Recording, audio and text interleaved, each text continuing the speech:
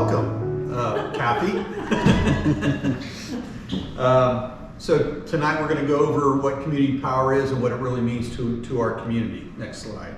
So I want to start off by saying I think we all realize there was a huge increase in our electrical bills this summer. 112% by our default energy provider, Eversource. And I guess the only upside to that is that we're not, Unitel is not our default energy provider, because theirs went up 170%. And I think we can guess that energy prices aren't going to go down, even though I believe next month that Eversource is going to drop their price by 2 cents a kilowatt hour, but it's still going to be 20 some odd cents. So. But that'll be back down to basically where it was, according to that math, right? Right, yeah. Right. Next slide. And because of this, what we'd like you to do is vote yes on the warrant for community power on the 15th of March at our town meeting. Okay, so community power allows our local government, such as Westmoreland, to purchase electricity on behalf of the residents, businesses, and the municipality. You can think of it as a buying club for electricity, buying in bulk and then saving money. Westmoreland is one of a growing number of communities jumping on the community power bandwagon. Recently, one other town, which it was January 31st, and another town became a part of the coalition. So it's growing, and there are more towns interested in it. The community power program allows for towns to have access to the competitive markets, and that can lower the cost of electricity service and provide more stable prices. All right, next slide. So we already mentioned earlier what it means. We're pulling, this is the bill slide. All right, next slide. So we already talked about bulk buying, and that's the real benefit. We're pulling the purchasing power for the town. Next slide. It's important to know that Eversource will still be responsible for the electrical infrastructure. That doesn't change. We're purchasing the power, and the power's coming over the Eversource grid. And they will also continue to bill, though I believe instead of Eversource, it'll say Westmoreland Community Power. So that'll be the only difference, but it's still going to come from Eversource. On your bill. On your bill, yeah. And next slide. As I mentioned, Eversource will continue to be responsible for the town's electrical infrastructure. The town, with the support of the Community Power Coalition of New Hampshire, will contract directly with the power suppliers for our electrical service. That won't take place until our plan has been approved, and that won't happen for probably another year or so. It's very important to understand that this program is completely voluntary. So everyone will be brought into the program, but if you're not happy working or getting your power from the town, then you can opt out and go back to Eversource or whatever provider you have. In 2019, a bipartisan bill was passed in the legislation allowing for community power. In 2021, the governor signed the bill setting up the rules for the community power program, and everything was finalized in 2022. New Hampshire isn't the only state that's involved in the community power program. Massachusetts, Rhode Island, New Jersey, New York, Virginia, California, Ohio, and Illinois all have working community power programs. So we will join a crew that's a group of states that have had this up and running for several years now. So this spring, sometime between April and June, those 13 communities are part of the first wave that will actually be launching their programs. Westmoreland most likely will launch sometime in 2024, again in the spring to early summer timeframe, if everything goes as planned. Next slide.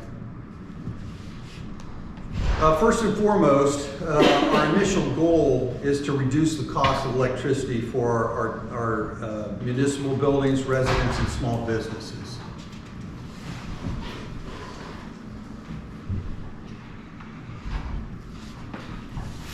Next slide. The purpose of our plan is to outline the goals and objectives of the Westmoreland Community Power Program. The plan describes how community power will be implemented in Westmoreland, and it includes guidelines on rates, customer notification and the enrollment process, Westmoreland's relationship with the Community Power Coalition of New Hampshire. The plan also addresses net metering and the electric assistance program, which provides support to low-income ratepayers. Approving the electrical aggregation plan at the town meeting in March does not commit the town to any specific action or a financial commitment. So there is no cost to the town at all in this program, period.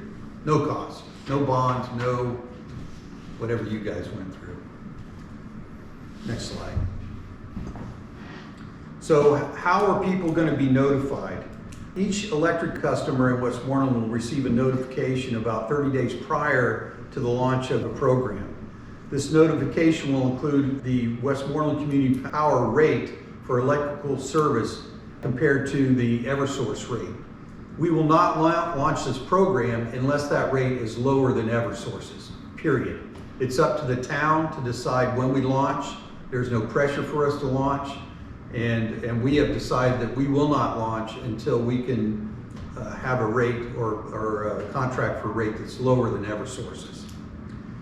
At this point, once the customer receives that notification, they can choose to opt out of the program and stick with Eversource and pay more for your electricity, or whoever your current electric provider is.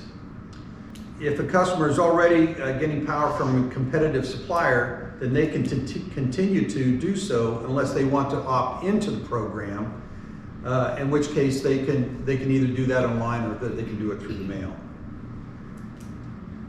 All Westmoreland Community Power Service customers will be able to know the rate at least 30 days in advance and be able to switch the supplier at the next meter reading upon request with no penalty or exit fee. So there is no cost if you want to get out of the Westmoreland Community Power, and you can come back in at any time.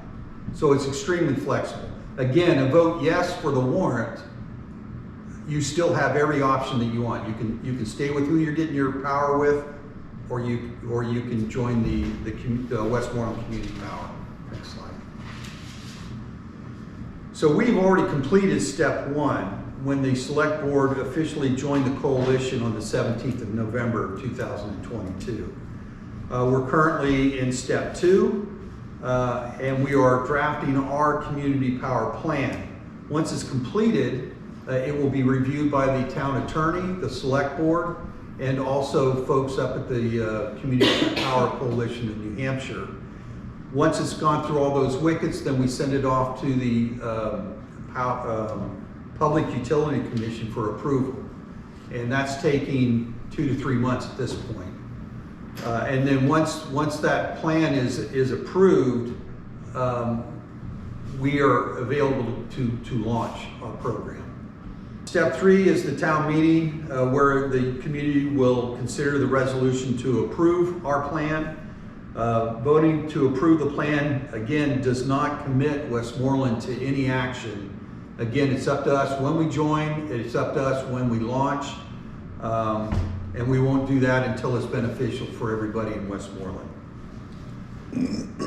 And the final step is when Westmoreland Community Power is approved by the town meeting, the town is authorized to implement the program. We will start the process for contracting electricity, and folks will start receiving notifications in the mail. If there is need for another public meeting after the March town meeting, we will do that to help folks better understand what's going on with our program. Again, participation in the program remains voluntary at any time. If the resident wants to opt out of the program, they can, and or they can stay with their other providers other than Eversource. Next slide. Again, we'd ask you to vote yes for the community power warrant on the 15th of March.